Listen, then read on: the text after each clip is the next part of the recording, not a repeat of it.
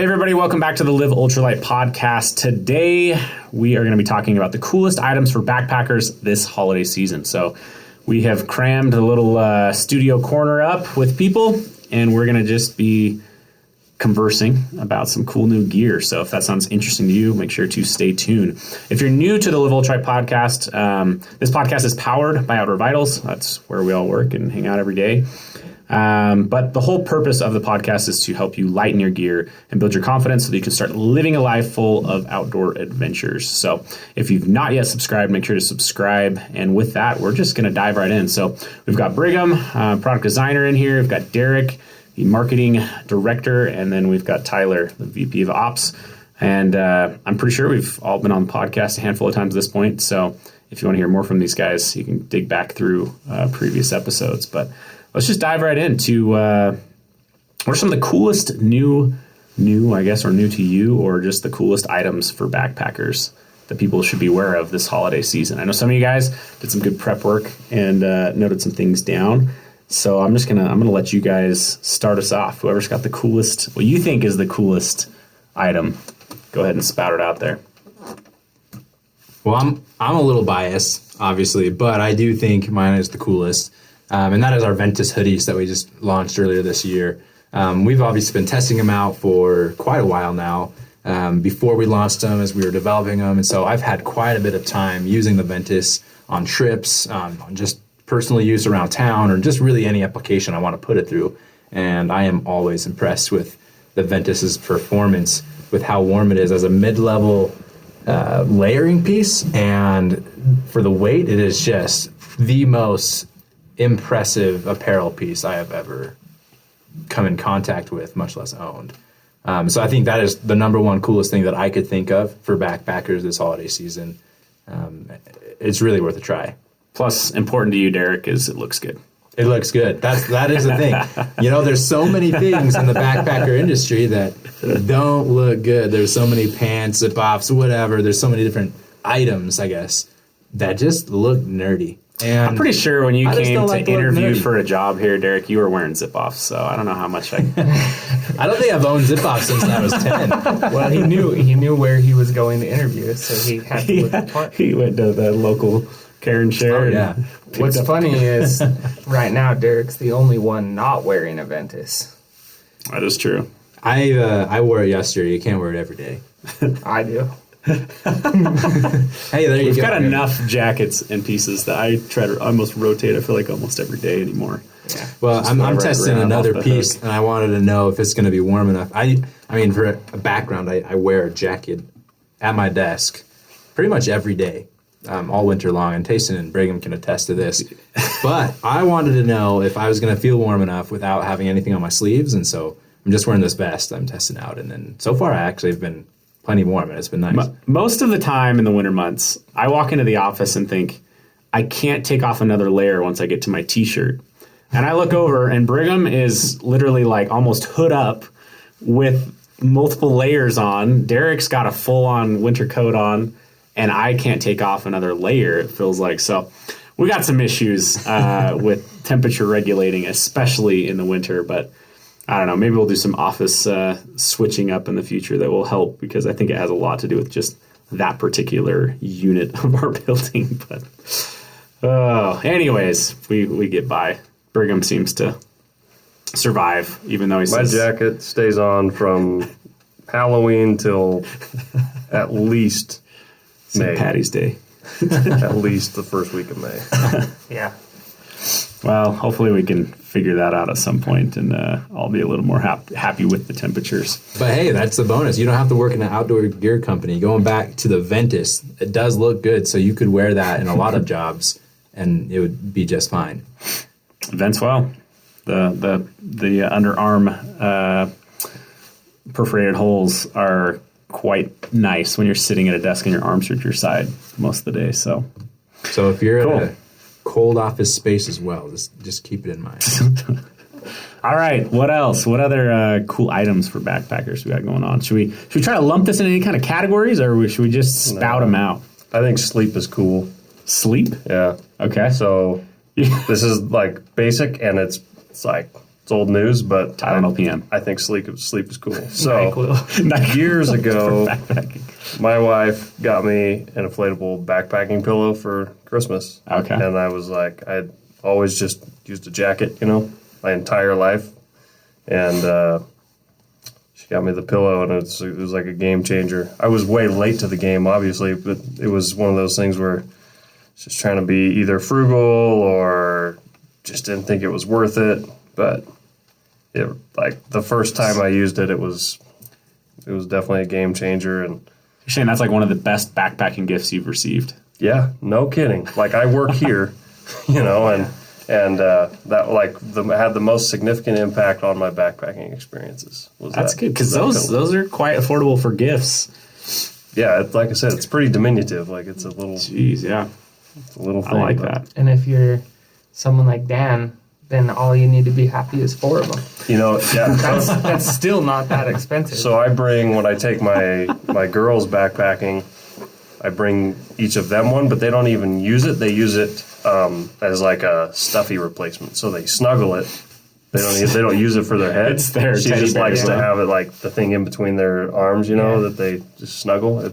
It's like, Kids love pillows. Atlas, when I take Atlas out, he just loves the pillow.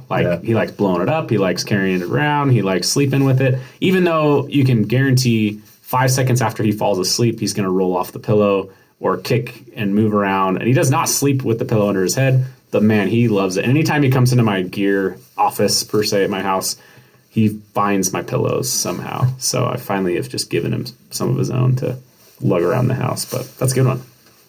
I like that. All right, what else? You want to stick with low ticket items for a minute? I've got one that I would consider this useful and fun at the same time, and that is an alcohol stove. I think there's a lot of backpackers out there that have never tried one, but they've always thought they're like kind of a cool concept or cool idea, and so I think that's a great item. I personally am using the Toaks siphon stove. It's a great one. There's a few others out there that are pretty good, but it's pretty cheap. But I bet if you gave this to anyone, they're still going to have fun with it. Even if they don't use it every trip. Some of the guys, most of you guys actually don't use alcohol stoves. I'm pretty much the sole user in our group of 4 here. But even if you had one, I think you guys would try it out, play with it, have fun with it. Maybe not use it every time, but it's an enjoyable gift, I would say. So that's my fun gift I'm going to throw out there at a lower ticket price. Do you want my lowest ticket item? I'm intrigued. Yes. Yeah. All right. So this is probably the lowest ticket gift you could give a backpacker, but it's also just a good find for your own kit, and it is 2 mil Ziploc bags from Amazon. So just hang on a second. These specify. Some of these people don't know what mil means. Okay, but it is important. So there's a brand on there called Plymore that makes Ziploc bags for commercial sales of different things, like jewelry and stuff like that. And so you can get these little tiny Ziploc bags in a thicker version, which makes them very durable for when you take in your emergency kit or just with all your little electronics and stuff. And having a slightly thicker, very small bag it's just an awesome little upgrade for your pack, because say you have medication in there and it gets crushed. If it's in a really thin bag, then that ends up just powdering all of your stuff, and it's really annoying. You see get pinprick holes in regular Ziplocs. So do you just use the small size? So they're they come in all different dimensions. I think that usually when I'm repacking the emergency kit or certain electronics items, I probably use a 2-inch by 3-inch size. But they also have slightly smaller and slightly bigger ones. I've used the bigger ones for my external battery bank. Yeah. Probably a 4-inch by 6-inch size. You just get that brand of bag, or? No, you can Doesn't just matter. yeah, Search as for long 2 as you mil Ziploc. search 2 mil Ziploc bag. 2 mil Ziploc bag. Like it's kind of a silly thing, but when you're out on the trail, having a bag that's not going to tear and that you can reuse over and over and over, it's a little more sustainable and just makes for that much better of an experience. I can tell you right now what I would use one of those bags for. I don't think it's like a silly small thing. I think it's awesome. Mainly, I mean, if there's any peak refuel guys listening, here's another plug to change your packaging. It is. Yeah. I would use one of those bags like anytime, any trip to put my peak refuel backpacker meals in. The packaging that comes from the company is just too bulky and A little too excessive. Just it's too much for me. You can't. It's about fit stuff double in the really well. surface amount of packaging needed. Right. I was gonna say it's twice as big as it needs to be. Yep. Yeah. And the problem is, I did try to use like a regular Ziploc bag just to put some meals in on our Highland trip, but I think it did get those pinprick holes in it, and so I poured water into it. Was breakfast, it was granola. I'm like, oh no, my milk is like dripping out of my bag, and so I had to eat it fast. But those thicker bags would be awesome. Yeah, you can get them in literally any dimension. Yeah, but and it doesn't have to be just for peak refuel. Like I package my own food quite a bit, or repackage. You'll buy a big thing of jerky and you split it into multiple days, or whatever. You just have way more space by repackaging it yourself. I always worry about like just Ziplocs, even the freezer ones that are slightly more durable. Like I use them, but I still I think about it. You know. I think about it a lot with my electronics because I'm almost always, for whatever reason, my like battery bank is always going in a Ziploc and then going inside the pack.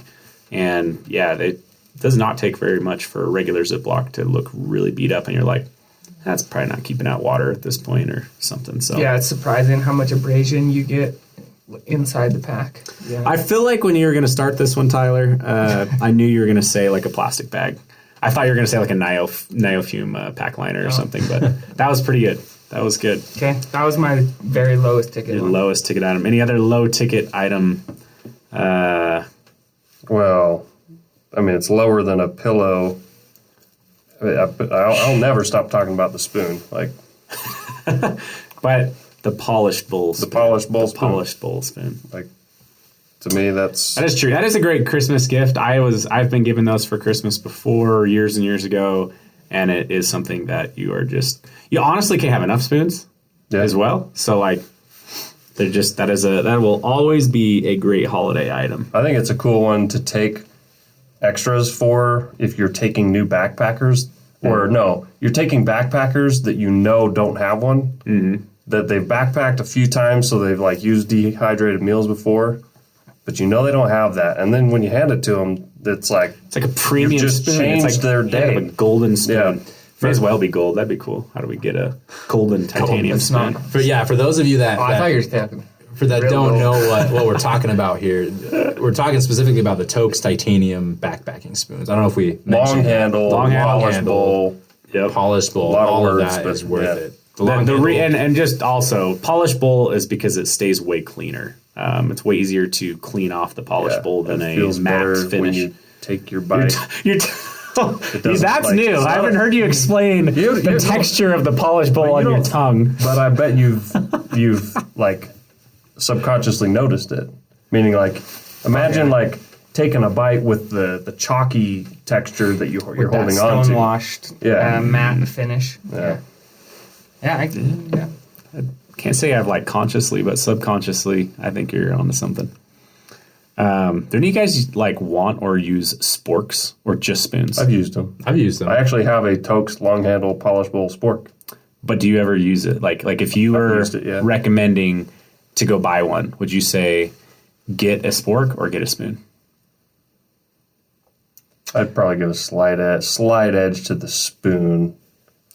Sometimes when I go like backpacking with a fly rod, it's nice to eat like some trout and have the ability to peel the meat off the bones.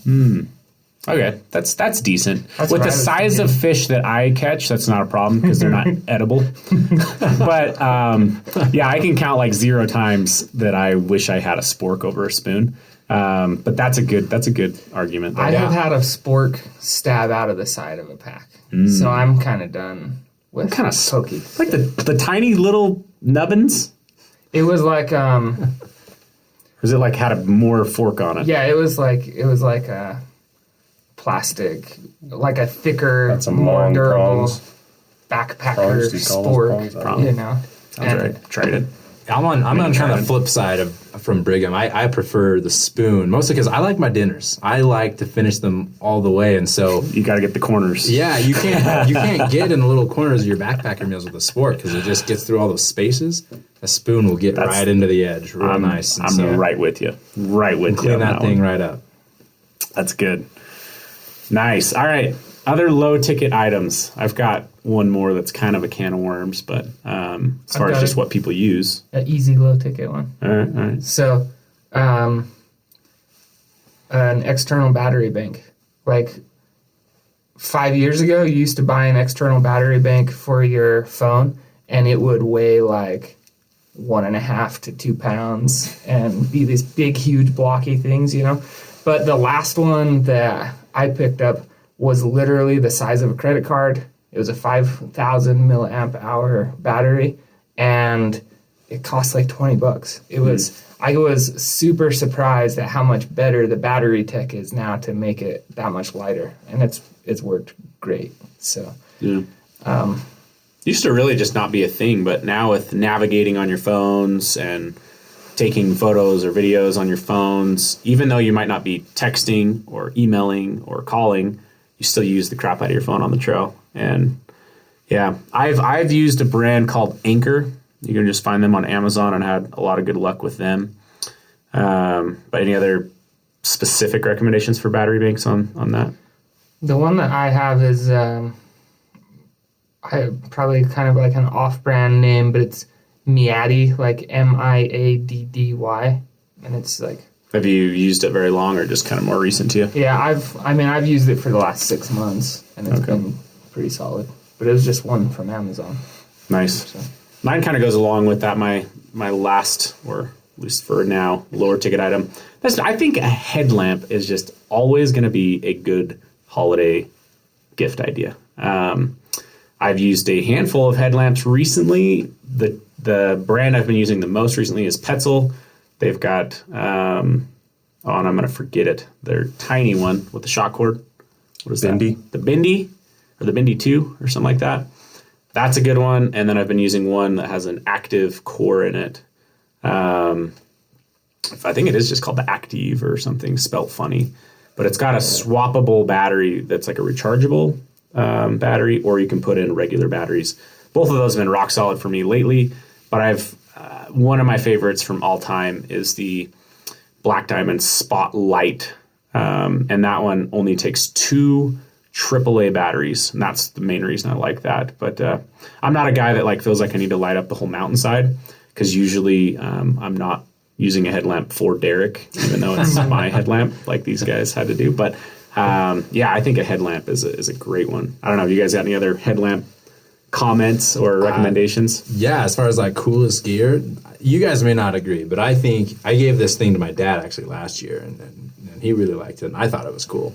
And it's actually a beanie that has a headlamp built in and Bluetooth earbuds. Oh, God. And so it just took those little Talk about teeny- multi-purpose. Did you order know what this I mean? on an airplane? No, That this one is- catalog that's in the slot in front of your No, knees. this was just on Amazon, but it just had like this. That sounds like a great ultralight piece of gear. It's You can honestly multi-purpose, use it you for know what I mean? anything, but the batteries are even lighter weight than the AAAs. It's just those little round ones, so they're a little bit more expensive batteries, but honestly, they still work and they're going to weigh less, and it's in your beanie, and you can listen to your podcast, and you can have light. It's like a great top quilter's gift, right? Because you can like fall asleep listening to an audiobook with your beanie on. Just touch your forehead to turn on the light. Your beanie's already on. You know? But did it look good, or did it look like all the other as seen on How TV did you rank products? No, it looked good. It actually had like this cool it was fake leather, but it had a cool leather patch, which is actually where you put the batteries in, and there was like a play button, but it was kind of hidden and like imprinted. You know how they stamp leather?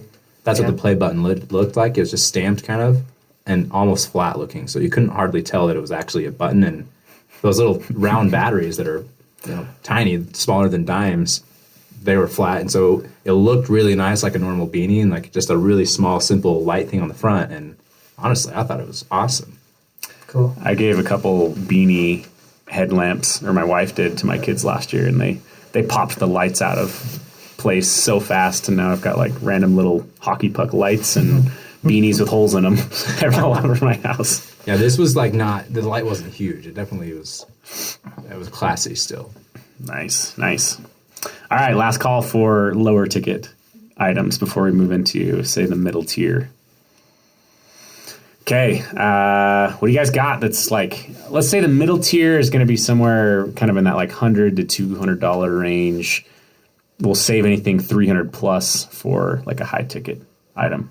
So $100 to $250. We'll go that range. What cool items do you have top of mind? I still think the Ventus trumps that category. All right. Well, it's in the category. It is in the category. And it is, for those of you listening, you ought to know that there's a great, very high possibility of us stocking out of sizes and colors through this winter season due to shipping delays and production delays and everything that I don't want to talk about anymore. But so if you're interested in it, definitely don't like sit on your heels because they will be gone.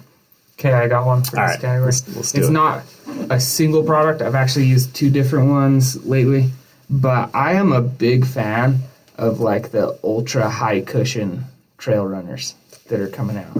Oh, Did I get you? Brigham just stamped it. I'll double. I'll repeat after you're done. Yeah, so I know Brigham has used the Hoka Speed Goat 4s. I still can't believe you just tossed those in the trash can after Highline.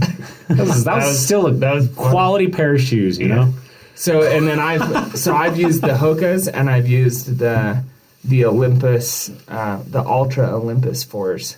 Both of them are like the max cushion offerings from those two brands, and they're awesome for trail running. They give you some protection and stuff. They wear out fast, but they're trail runners, so you're gonna wear them out. But they just feel amazing. Like back, legs, feet, everything is happy after you're bouncing around in these high cushion trail runners. Yeah. So you just got to take the rolling ankles as a part of it. I haven't rolled. That's the thing. Yeah, I mean, yeah. Both of those companies make a very solid shoe, even with 2 inches of cushion. I in there. literally call the Ultras my bare feet because they are so wide in the heel and BEAR or BAER. BAR. Oh boy. Yeah. BEAR. It looks like I have bear tracks because the sole is so wide, but that's part of what gives them so much cushion. And I just bought more of them on Black Friday. I'm telling you, I'm on my second pair of Hoka Speed Goat 4s. Yep. I mean, so that's also my recommendation of a mid-tier cool item. So my experience was, I've used Ultras, so I've done Ultras a lot, but then the latest pair of Ultras I got, they didn't fit well, so then I thought I'd try something else. I tried some Innovates, and then from the Innovates, I got the Hoka Speed Goat 4s, and it was like night and day improvement over whether it was running or hiking and how my body and my joints felt after a run. So for trail running, I was worried about the ankles. Mm-hmm. I never had an issue. Yeah. Never had an issue that, and I was actually pleasantly surprised with the durability. So think of all like the trail running we did and the trips that we did in the conditions that we did where like you're fatigued and now it's raining. So you're not necessarily taking the best steps over a rocky trail and like scuffed them up and like, meaning, rubbed them up against rocks and sticks and all kinds of other stuff. And like they held up well. So, yeah, that's a good one. I'm going to throw in a plug for the shoes I've been wearing. They're not considered a high cushion, but they are a higher cushion. They're the Salomon Sensoride 4s. And I'm just going to say this. Ultras are hit or miss for some people. They are a miss for me Brigham just gave an example. Even the Innovates, some of the models of Innovates I've had fit great, some don't. But the one thing I can say about every pair of Solomons I've ever bought, which is, I don't know, probably 6 pairs of between boots and shoes and stuff, is every time I put them on, I almost feel like there's no break-in period and my feet are just happy. Like there's no hot spots. Like they're just solid. I don't think that they're like, I would never rank, I don't think I would rank any of them like a 10 out of a 10. But all of them are like a solid 8 or 9 every single time, every single model. So if you're struggling to, like, if you don't want to go through like a finding the perfect shoe to get the 10 out of a 10, I've been very happy with my Solomons and have gone through multiple pairs happily and rebought them. So you guys have been talking about some pretty established brands for trail runners specifically, and for just good shoes for hiking and backpacking and running in general. But there's a brand that really surprised me this year, which is New Balance. For me, my perception of New Balance is they're all like dad shoes, which, depending on who you are, may or may not be a good look. Dad shoes or mustache the only guys? One here who's not a dad. He's bagging on us. New Balance is very established in the running community. We all, no, Yeah, they are. but They're an as old far as company. like, they're an old company. They know what they're doing, but they really, really pleased. Like, I was really happy with the shoes I got that they made this year for fast packing specifically and running. Derek's coming off a pair of what were your previous shoes?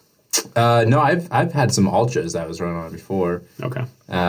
You did go through, because didn't you have a different pair that you were running with that you had the circulation issues with? Yes. Or was that the Ultras? Yes, those ones are. No, the ones I was having circulations with, like, I deserved it because they were Walmart shoes. Oh. But that's what I was remembering. But the New Balance ones, they were high cushion as well. I don't remember exact model. I'd have to go home and look at them. But the one thing I do remember is at the running store when I was trying them on and trying to find a good pair of shoes for some upcoming races I had, in addition to the fast pack trips and Highline Trail that we did this summer. I tried on Hokas. I tried on some Ultras.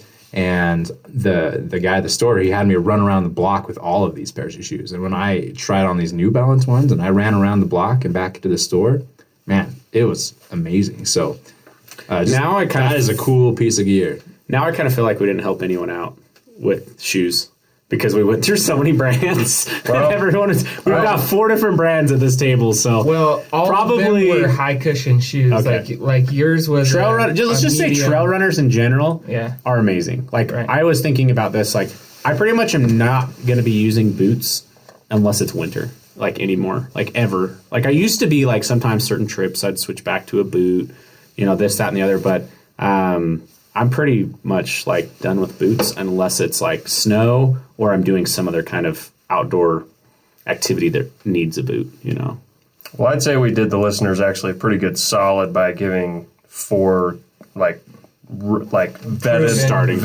recommendations, because the reality is there's a reason the 4 of us each have our own shoe, is because that's human. Like that's human nature. So people are, you have some recommendations, check them out and like find what works best for you. So if you run super fast, get Derek's. If you're old and beat up, if you're a get dad, Hoka Speed Goats. Yeah. Hey, I had the dad shoe brand. You had the dad shoe brand. I was in the New true. Balances. That's true. Something that goes along with this, though, that kind of falls back a category is socks. I think all of us would say getting, a good pair of Darn Tough or Smartwool socks in kind of the lightweight category, either lightweight with cushion or just lightweight category. Those are just worth their weight in gold. I know that I had, like, even my brother, I feel like it was this year where he got like his first pair of Darn Tough socks. And he's like, we were out on like multiple trips and he just kept raving about them. And Tyler raved about them on trips throughout the year too, where you were like, I'm just so impressed with you. I'm just so impressed. Yeah. So if you've never had a pair of like that level of sock, you really need to go give them a shot. I will say on my radar for the next year, I really want to give the Injinji socks. Try those? I'm going to try them. I've heard enough. In fact, I was just listening to something today from Courtney DeWalter and Nick Bear, and they were talking about using them, and apparently some people just rave about them. I have no problems with. I'm wearing a pair of Darn Tough socks right now. I have no problem with them, but I'm always going to try what's next. So a good quality pair of socks is worth its weight in gold, and it's a great gift. Which means you're going to spend $27 or more for a pair of socks. Like between 20 and 30. Yeah, Yep. like and the ones I was raving about were mid-weight, low-cut, like ankle running socks from Darn Tough. And when we were running in the snow and the rain in the Uintas, I couldn't believe it kept my feet warm. I was like, It's just hypothermic. That's the first stage of hypothermic. like they were wet, but there is a big difference between like a premium wool sock and like the bargain bin wool socks that you find at the sporting goods stores. You know what I mean? Mm-hmm. So like, just because it says it's wool or just because it says it's a winter sock does not mean that it's gonna change your life the way that some of these high-end wool socks probably will. Change your life. That's a good way. Yeah. All right, more mid-tier items. Oh, look at the list. Let's think of this price bracket.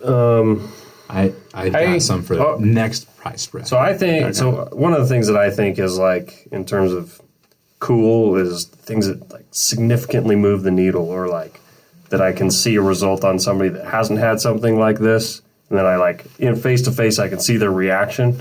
And one of those is, I'm not a plugger, but the Shadowlight backpack. So my mom, she's 70, right? But like, she's been backpacking with me my entire life. Like, she's a trooper, and she came with me and my girls this summer. And last year, actually, when we went, I took a prototype for her to use, and it was just one of those like game changers for her. And, it's like she put up with my dad's cheap mentality of like buying like the cheapest, crappy backpacking gear, frankly. And we always had fun, but like that's the world that she knew and that we all grew up with. And so when I put that on her, she was like, what? You know what I mean? It was awesome. So she bought one this previous spring. She bought the Shadowlight when it came out. And so she now has her own. And yeah, she hiked up. She did the backpacking trip with us with a torn meniscus and, just that going from like a 6-pound external frame backpack to like a Shadowlight. External frame pack. Pretty sweet. That's a good one. And what that kind of reminds me of, and I think it literally probably our last podcast was about this, is trekking poles is definitely on the list for me. Moves the needle. Mm-hmm. And, the reason I think it's a good holiday item is also like, that's, I think, one of the first times I ever got trekking poles where I've given them to people. And it has been something that like, they probably wouldn't have gone out and spent the money on it. And then once they got them, like you couldn't rip those things out of their hands once they used them the first couple times. So sometimes people need a push with trekking poles, or just need you to give the gift of a trekking pole. Obviously, our favorites are the Compardels that are now on our website for members. But get someone a pair of trekking poles, even if it's the cheaper like Walmart, Costco brand, or like Cascade. I think is like just a really popular brand out there. That will get them started in the right direction, and at some point, if they want to upgrade, they can. But that, to me, moves the needle and is a great gift idea. So, and I'll put a plug in there. Like,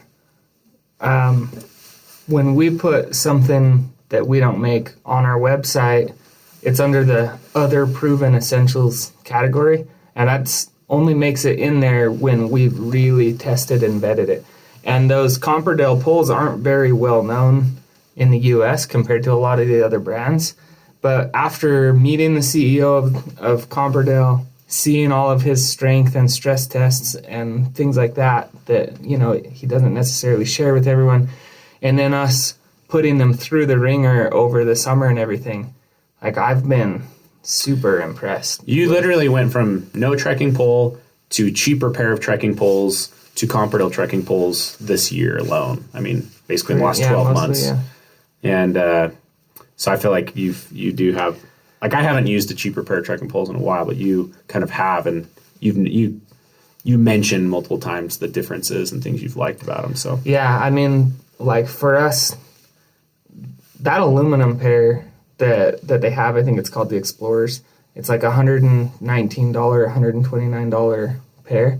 And it's incredible that for aluminum poles, it can be lighter than the cheaper carbon fiber ones and literally twice as strong. Like and the locks are so much better. Yeah, right? The locks is a big one, but yeah, exactly. So we recently those are talked big about deal. this, so I probably shouldn't get too much on a tangent with it.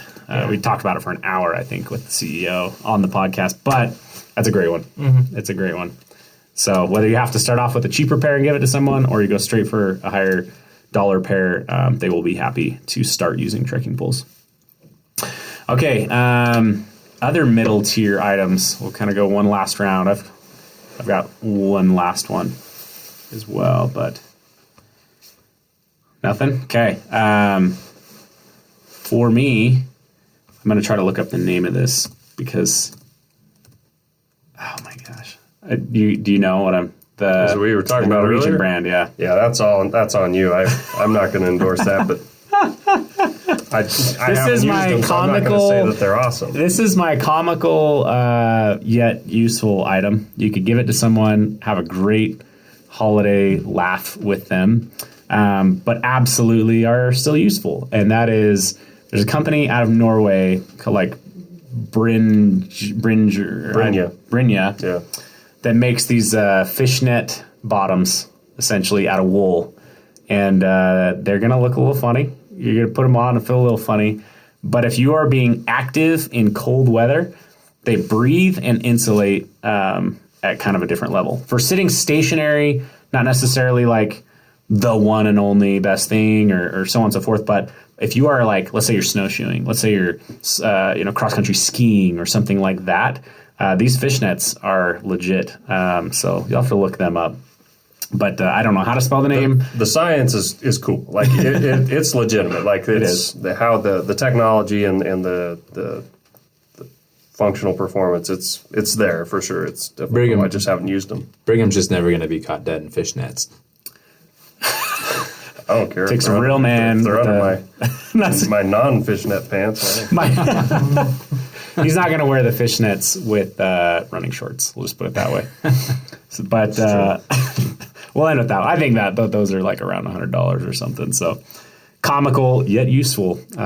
So there's your bonus mid-tier tip.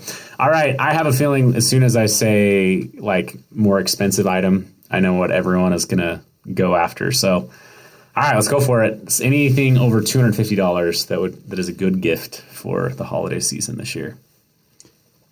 I think a Garmin GPS watch would be my number one thing. That's in that price range, and I just think it's like in my coolest gifts or coolest items for this holiday season, just because of how fun it is. It's useful for tracking your heart rate and health and fitness tracking, but also just gamifies everything you do. I find myself when I'm out hiking, running, doing anything, I'm kind of like, hey, let's see if I can beat last time, or hey, this trip I'm going at a higher elevation than the last trip, and I can kind of see that on my wrist. And it just what I hear from fun. Derek all the time is, well, 5 minutes out of camp, I met my stair goal for the day, and then by the end of the day, I've 37x'd my stair goal for the day. Yeah, it's awesome. He's constantly about the stair goal with his watch. I think it's super fun. I don't even know what my stair goal is, but it tells me when I 37x'd it. It's good though. I second all of what you said. I'm just poking fun, but no, it is cool, and there's lots of different options you can go with. There's Suunto is a good brand, and Garmin. I think they both got great options, and within each of those brands, there's also good options for your lifestyle. I don't have the same watch as Tayson or Tyler or Brigham. I've got one that fits me better for the things that I like. So like I can put music on mine. I can put podcasts on mine, and I can just leave my phone completely behind and just plug in some Bluetooth earphones and listen to whatever. I can also do a lot of other things with my watch that theirs can't, but theirs can do things that mine. So yours is the Vivo 2, right? Yeah, no, it's the Vivo Active 4, I want to say. All right. It's like but there's Garmin smartwatch in general. You can find one that fits you. I just think it's one of the coolest things you can fine. this Yeah, holiday we need to season. we will do a whole podcast on this in multiple ways because it is, to me, a game-changing piece of gear.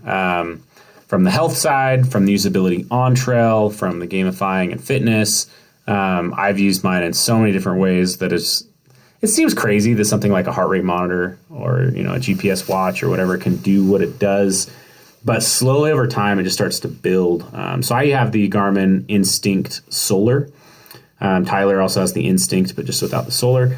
And it's crazy. Even when I had COVID just recently, like I was using my watch to check my O2 levels, and that's something I actually didn't use as much throughout the summer that I'm going to start to use is when I go into high elevations, I'm going to start tracking my O2 levels at nighttime and monitoring that and trying to help with some of those. But as far as just monitoring my heart rate, there's a lot of information you can glean from that. But two, just like Derek said, gamifying exercise and outdoors is big. Using them on trail, it allows me to turn off my phone at nighttime so that I can have still an alarm or something in the morning or still check time, but save battery all night long. So many good reasons to invest in a Garmin watch.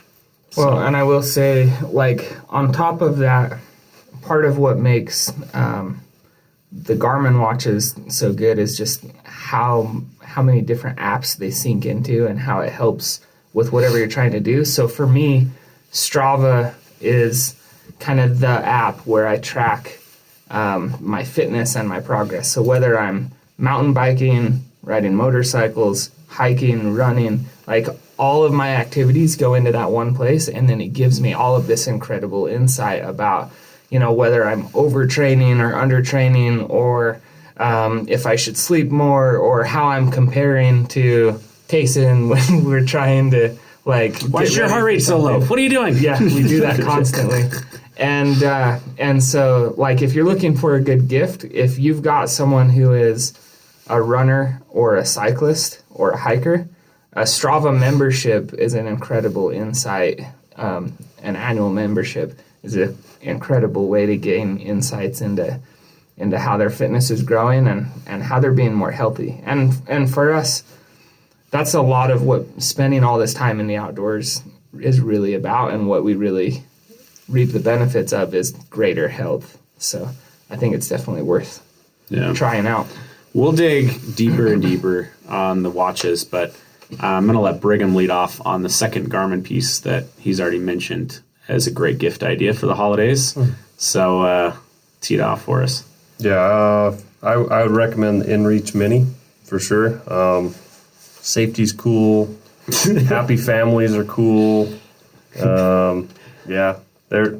For those of you that don't know what it does, it's a satellite communicator.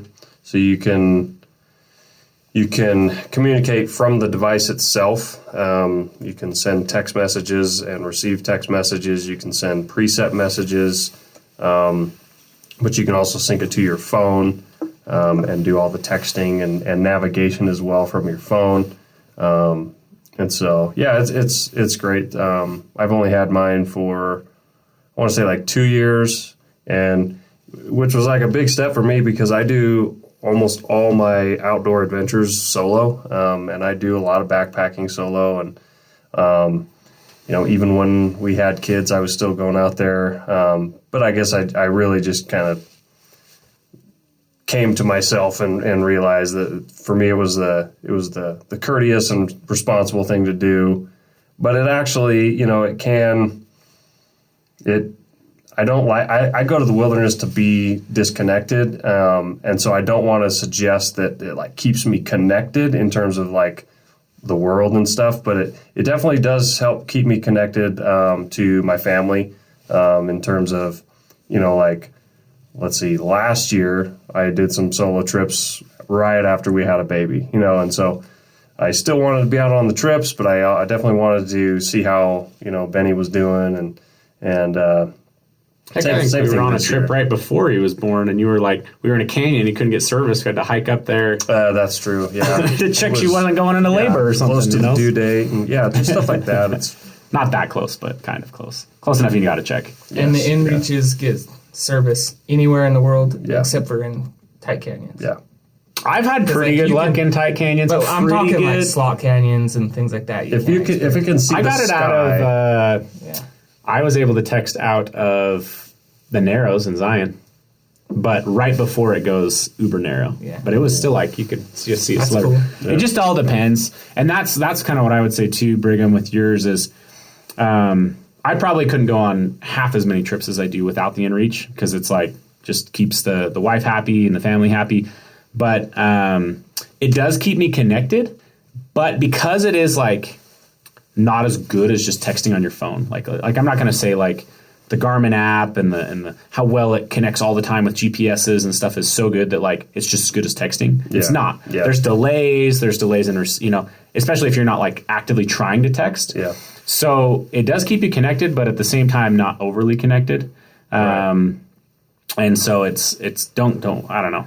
It's like a perfect balance. In my mind. I didn't even mention like the key safety piece is the SOS button. Yeah, I didn't even mention that. That's a good one. So it has, a lot of people already know, but if you don't, there's an SOS button, and you have to pull a cover off the side of it. You can't like inadvertently push it, so you have to pull a cover off of it and then push the button.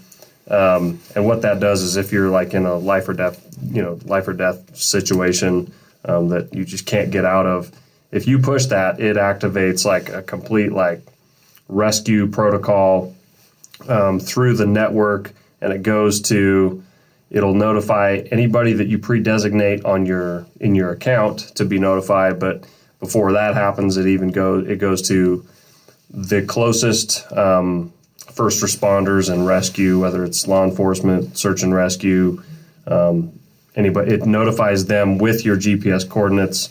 And then they start a protocol where the authorities and the rescue resources they're spun up. They start moving into action, but then they start contacting everybody on your list to find out as much about you, the user, as they can, to find out, is this person? Do you think this person has any gear with them? And the person on the other end can say, well, yeah, he went on a backpacking trip. He's got full backpacking gear, or it could be, he just went out for a quick hike. He probably doesn't have much. So if he's punching this button, it's a bad situation. But that's like the primary safety feature of the inReach. Yeah, I'm gonna go off topic here for a second, but I recently came across an article. I think it was written. I don't remember what publication wrote it actually, but where a guy was on Denali and pushed the button, and now he's going into a court situation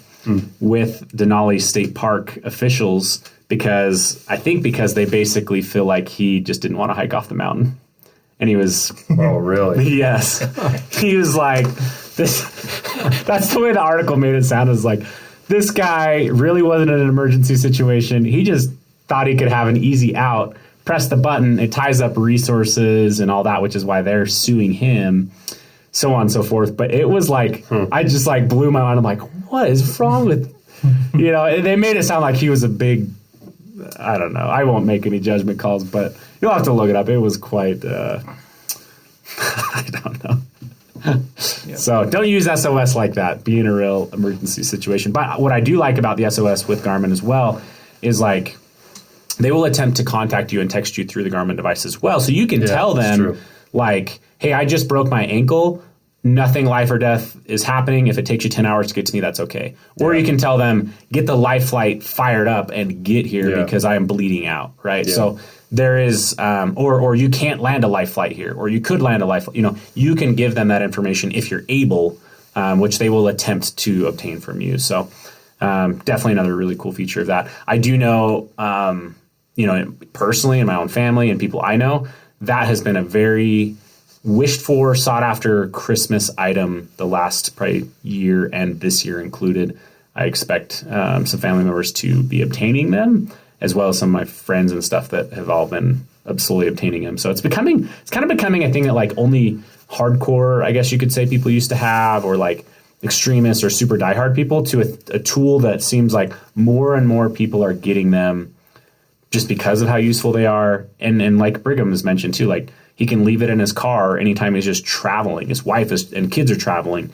And if they get car stranded somewhere where there's no service, they still have service. And so it's a great one to throw on this list for sure. And both of those are the two things I knew we would talk about coming into this category. So what else? What else in this upper category class would be a good...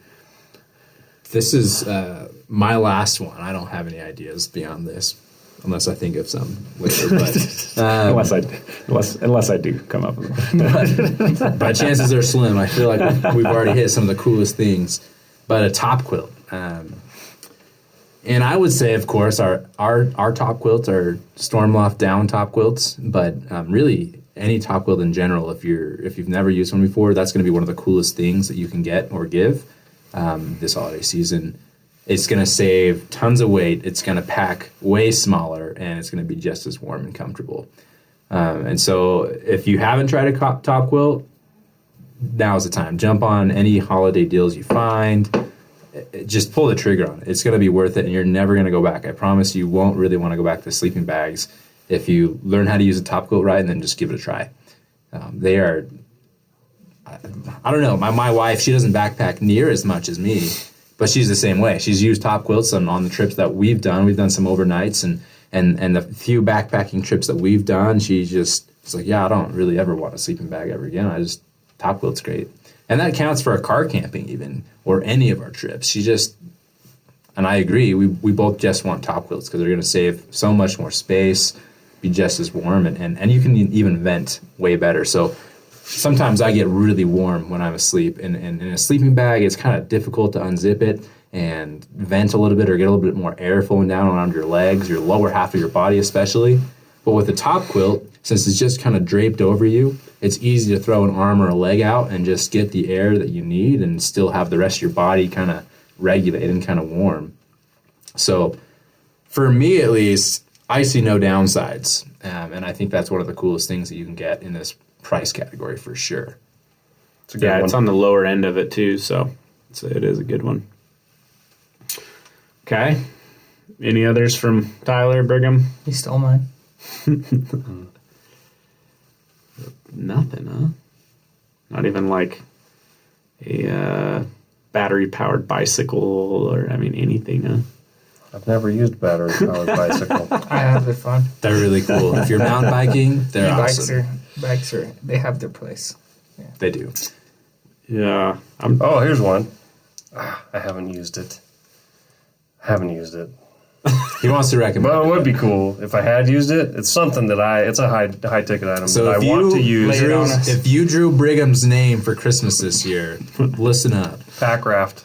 Ooh, yeah. Packraft. They're pricey. So they are. But I just really like the idea. The concept really intrigues me. So that's a good one. We do need to give that a shot at some point. If we want to try a budget version just to try it out, we could just, bring those little air pumps that are by hand. They pack pretty small, right? And just like those river rat inner tubes. And try that for a little while. Float down the river. The inner tube? Is it an actual tube? Like it's just a tube. It's just like you go like the old style of what used to sled down hills with. Yeah. That's how you mean? I don't know if that would give me the same experience as a packraft. I have floated many rivers on tubes before. Canals. And canals. Yeah, I think a river trip would be fun to plan this next summer. One of my good buddies is just always doing that recently and always trying to get me to go. And I just told him, we just got to plan it far enough out that I can make it happen. But there's something to be said about that. I've also thought it would be cool, even yeah. Anyways, packraft would be cool. I like that. Do you have something? I have another mid-tier one. All right. I like $100 or less one. For me, eyewear is just always been a really important thing to have out on the trail.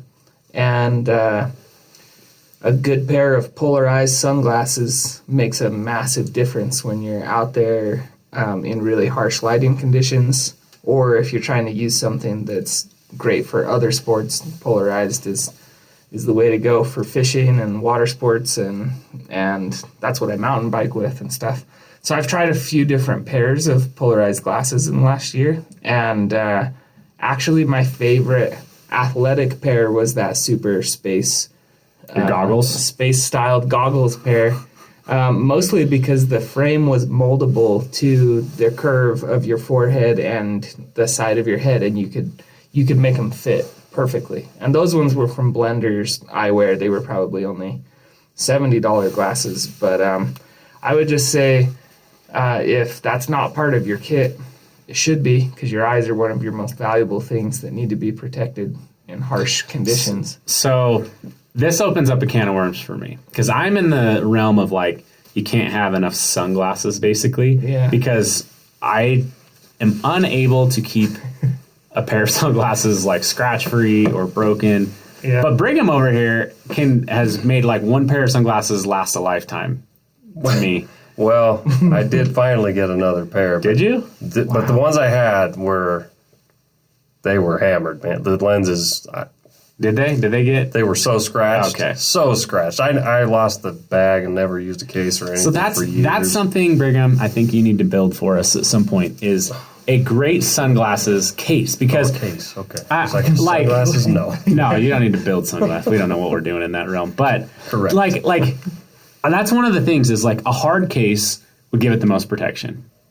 But like the little like plastic, like the soft cases, they work okay, but they're not like perfect either. And so that's usually where I scratch up my glasses, is when I'm not wearing them. It's not when I'm wearing them. They're not falling off my head or something like that. You know, it's just like the storage aspect when I'm backpacking, which is why I say like I could probably go through 1 to 2 pair of sunglasses easily every single year, like pretty freaking easily, which is why I'm like, I don't want to spend $100 or $200 on a pair of sunglasses, because I'm yet to prove to myself I can even keep a pair of sunglasses scratch free for that long. So if any of you guys, this is a good one. If any of you guys know of a good sunglasses case that is ultralight, kind of going to throw that out there, right? Gives good protection, but it's still really lightweight. Email it over to us at liveultralightpodcast@gmail.com. So I would like to hear about that, because that would be super useful to me. And that goes for any other questions or comments you have for this podcast. You can now start emailing us over at liveultralightpodcast@gmail.com. This is going to be a new good way to communicate with the podcast and listeners. So comments, questions, cool outdoor stories, whatever it is, ideas for future episodes, go ahead and hit us over there at liveultralightpodcast@gmail.com. Anyways, that's a good one, Tyler. I like that. Yeah, real good. Polarized sunglasses. Get the ones with the bendable frames. Bendable, moldable. Yeah, you can. It's surprising how much more usable they are when you make them fit exactly the way you want. Yeah. And honestly, I found sunglasses more necessity for me in the wintertime in the snow. Like, you have to. If I am out in the snow without sunglasses, I will be miserable. I'll get like an instant headache that doesn't go away for like 3 days. And I'm the same in the winter or just at high elevation. High elevation, there's so much sun exposure. You're in the sun so much. It's so bright. Same deal for me. Okay. Well, this episode was brought to you by the Live Ultralight membership. I just wanted to throw that out there that the Live Ultra membership is a great gift as well to give to anyone you know, spouse, friends, whatever. And it's a great time to sign up for the membership, because you're going to get 10% off any purchases you might make, whether you're going the Derek route and getting TopQuilts and Ventuses, or you're just getting like some of the Tokes products that we've already mentioned. Maybe you're just buying peak refuel meals for someone. That's a great gift as well. You're going to get those discounts. You're going to get rebates on any of the retail stuff as well. So it's a great time to sign up for the Live Ultralight membership to get those savings. It's a good gift and just a good all-around piece to be a part of. So if you want to know even more about the membership, there's going to be links to that with this podcast episode. So in the description, so make sure you go ahead and click on those if you want to learn any more about the Live Ultralight membership. Yep. Yes. Also, I want to say thank you to those of you who have already reviewed the podcast. Someone's noted down for me our last podcast review, so I'm going to read that on air. And we're going to start doing this more often. So if you leave a review, we will read it and you'll be heard. But Hindsight Have is the name of the person that's giving this. I'm not sure what that is supposed to mean, but they gave us a 5-star review, titled it Fast Packing. And they wrote, just listened to the Fast Packing episode and watched you guys, what you had up on YouTube. You guys are beasts. Appreciate the review, Hindsight Have. And if you guys have yet to review the podcast, make sure to jump onto whatever platform you're using and leave us a review. We like to hear from you, and it does help the show out. So, all right. With that, we'll go ahead and wrap this episode up of the coolest items for backpackers this holiday season. I don't know about you guys. I kind of enjoyed that one. It was fun to go through just a whole variety of cool pieces of gear. So thanks for joining us, and we'll catch you on the next episode.